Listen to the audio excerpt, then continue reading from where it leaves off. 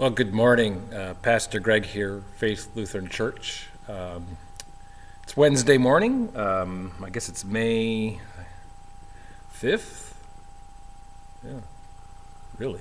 Or is it May 6th? Second, two, three. Well, in any case, here I am this morning with you. I've shifted locations back to the sanctuary. Still had all these beautiful quilts out here on the chairs that we blessed last week. The hands that made them, the work that went into them, and we're just blessed that we're able to see this handiwork before they're boxed up and sent off to wherever they'll end up. And we do save a few back here as well for those occasions where the need is important as well.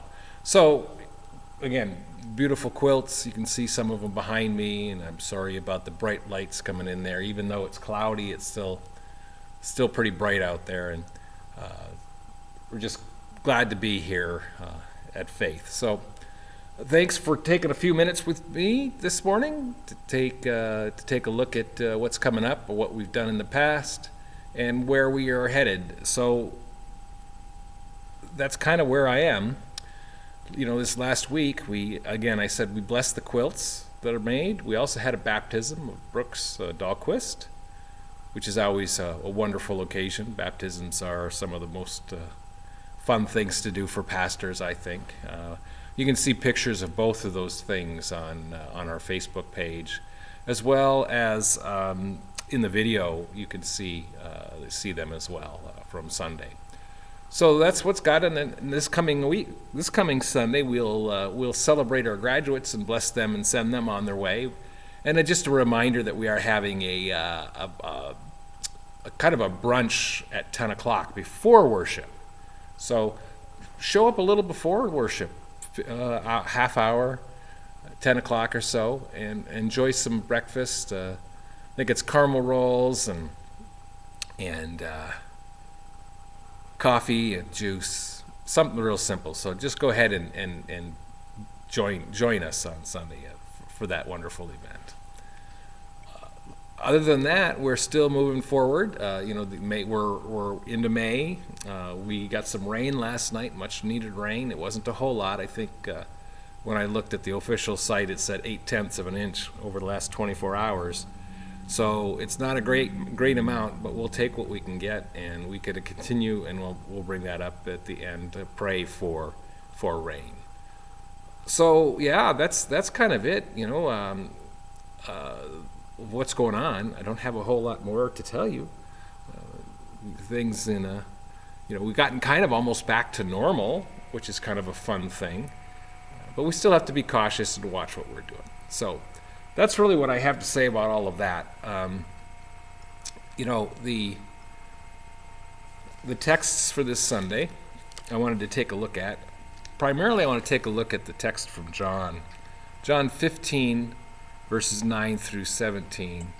This is actually the continuation from last Sunday's reading, where Jesus is talking about the being on that He is the true vine, and that we are on that vine, and that the vine dresser will tend to us. And I spoke last week about the need to allow that vine dresser to prune us, even lop off the stuff that we don't need, and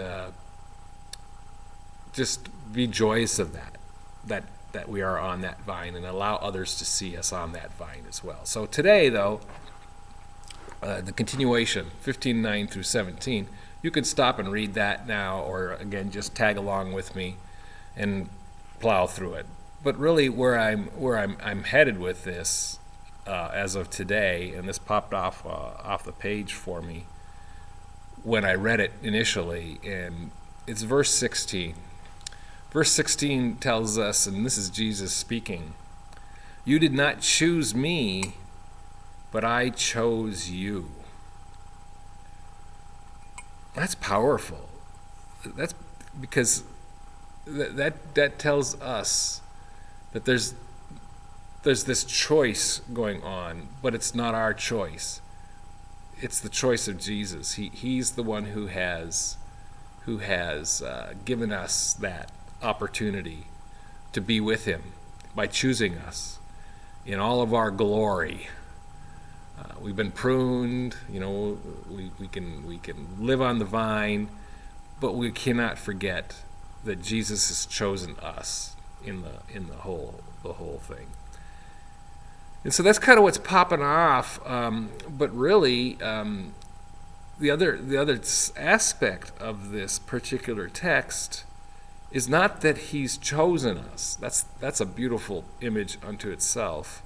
And then that last half of that says he says, and appointed you that you should go and bear fruit, and your fruit should also abide, reminding us that we should go share the good news. But he begins this section. Well, he shifts his focus, is what I'm trying to say. In verse 14, he says, "You are my friends." And so that made me start thinking a little bit about friends and what does it mean to be a friend. If you're in the Facebook world or any of those social media sites, you know that you have friends. And I wonder, I don't even know how many friends I have on my Facebook page.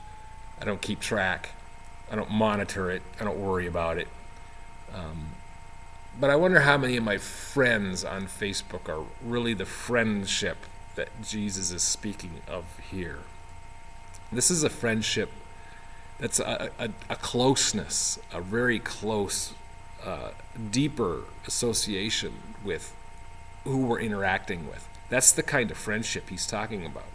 He's not talking about liking somebody on Facebook and then clicking that like button for something they do, but that there's an interaction that has to happen, an interaction that is deeper and fuller than just saying, that's my friend. Because we all have friends, even so. So let's take a step back from the Facebook friends, which is really just an interaction. It's a way for you to interact with people, and a lot of people at once.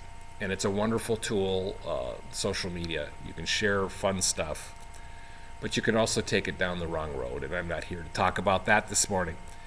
But this idea of friendship. So then outside of that, you have friends in your realm. I have friends that I don't speak to a whole lot, but I do talk to them, and we do know a little bit more about each other, and we can reflect on each other's lives because we're interacting, and we get to know that a little bit better. But this friendship is even deeper yet.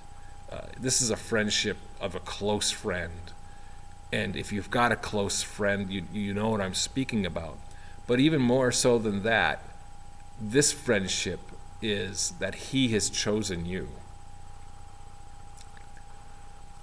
It's a friendship that cannot be disconnected, no matter how hard you try. It's a friendship, no matter how far you run away, is always there. It never will disappear. There's nothing that you need to do because you have been chosen. It says, you did not choose me, but I chose you. And that's where we need to live. We need to live in that friendship of Jesus. And I think he uses the term earlier, yes, in verse 9. Abide in my love. That's living in, being encompassed and surrounded by his love. Because he's your friend. And a friend in a deep, personal way. And he's your friend because he's chosen to be your friend. And that's just a beautiful image. So live on that vine then. Allow him to prune you. Allow yourselves to hear what he's saying. And then live that life so that others will see it. And that is bearing fruit. This idea of love, living in that love. Is that the fruit that you're to share? Is the love that God has for you and then other people? That's kind of where I am. We'll see where it goes. That's all I got to say about that text from John this morning. So prayers this week. Continue to pray for rain in our area. Definitely, we'll still need quite a bit to recover from the drought that we're in. Pray for the safety of our farmers as they're in their planting season. They're out dealing with heavy machinery, and it's a dangerous thing anyway. So keep them in your prayers. Continue to pray for peace in the world. You just have to look at the front page of any news site or newspaper, and you can see that there's unrest all over the world. And in some places, it's terrible. So pray for peace. And then this week and for the next couple of weeks, pray for your graduates, all of our graduates. They are embarking on a new part in their life, and they just need help and remembrance that they too are chosen, and that they too can live in the life of the Lord. So, again, thank you for spending a few minutes with me. I hope that you find this helpful. I hope that you find it useful. And I hope that you share the good news of Jesus Christ. So, grace and peace to you this day. Until we come back together again, I say, take care.